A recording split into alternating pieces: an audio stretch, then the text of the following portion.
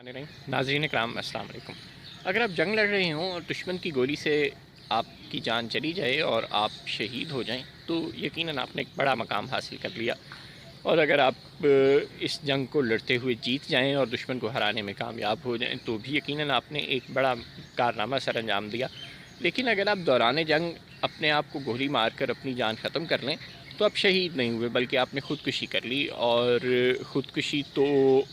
حلال موت بھی نہیں ہے۔ حکومت پاکستان اس وقت جسٹس فائز عیسیٰ کیس میں خودکشی کے موڈ میں نظر آ رہی ہے۔ 76 میں جب پاکستان کے کچھ حصوں میں حکومت کے خلاف اور اپنے حقوق کے حصول کے لیے کچھ لوگ بہت شدت سے سراپا احتجاج تھے، تو اس وقت بھٹو صاحب نے ان علاقوں میں مارشل لا لگوا دیا تھا، اور ان کے جو اٹارنی جنرل تھے، اٹارنی جنرل آف پاکستان یحییٰ بختیار صاحب، وہ عدالت عظمیٰ میں اس مارشل لا کو جائز قرار دینے کے لیے کئی روز سے دلائل دے رہے تھے۔ جو عدالت ہے وہ کہہ رہی تھی کہ یہ ایک جمہوری حکومت ہے، تو اس نے مارشل لا کیوں نافذ کر دیا ملک کے کسی حصوں میں، اور وہ 73 کے آئین کی خلاف ورزی ہے جو کہ اس حکومت نے خود بنایا ہے، چنانچہ اسے مارشل لا ختم کرنا چاہیے۔ لیکن اٹارنی جنرل یحییٰ بختیار کئی روز سے عدالت میں یہ دلائل دے رہے تھے کہ نہیں جناب، چونکہ اس وقت نقص امن کا مسئلہ ہے لہٰذا مارشل لا لگانا جائز ہے، حکومت ایسا کر سکتی ہے۔ انہی جو دلائل تھے جمہوری حکومت کے اٹارنی جنرل کے دیے ہوئے، ان کو جواز بنا کر اس واقعے کے دوران ہی جب وہ سماعت چل رہی تھی تو جنرل ضیاء الحق نے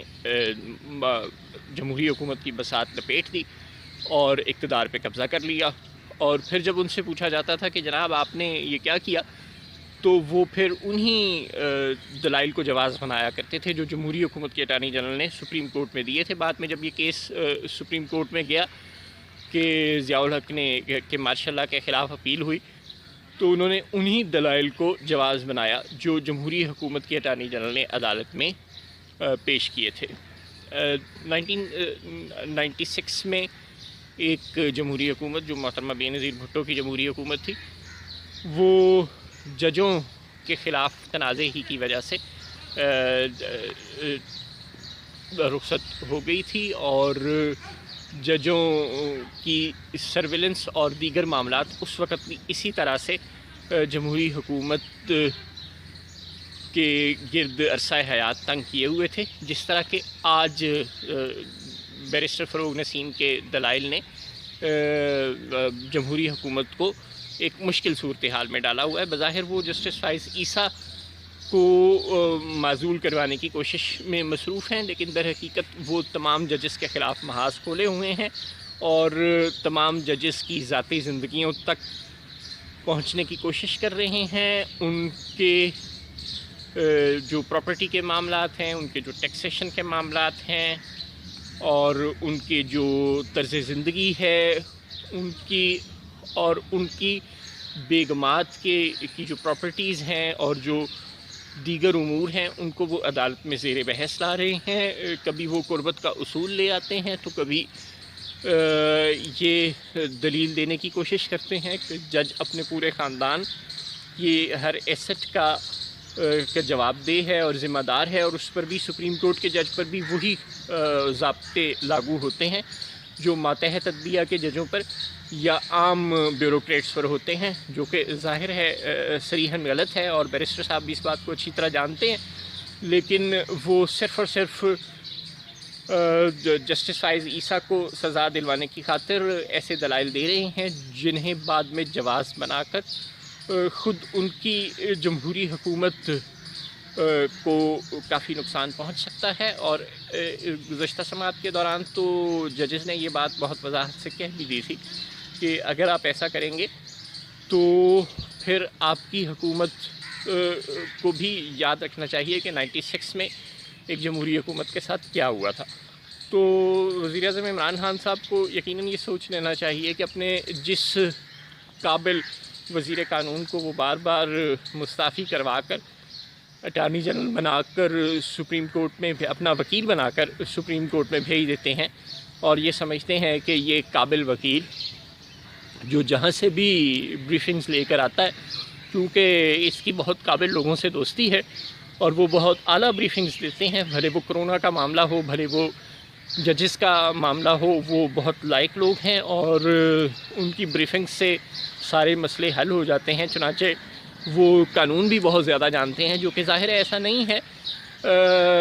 جن کا کام جنگ لڑنا ہے انہیں صرف جنگ لڑنی چاہیے، اور جن کا کام علاج کرنا ہے انہیں علاج کرنا چاہیے، اور جن کا کام انصاف کرنا ہے انہیں انصاف کرنا چاہیے۔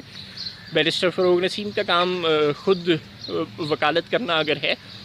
تو انہیں دلائل بھی اپنی آئین کی کتاب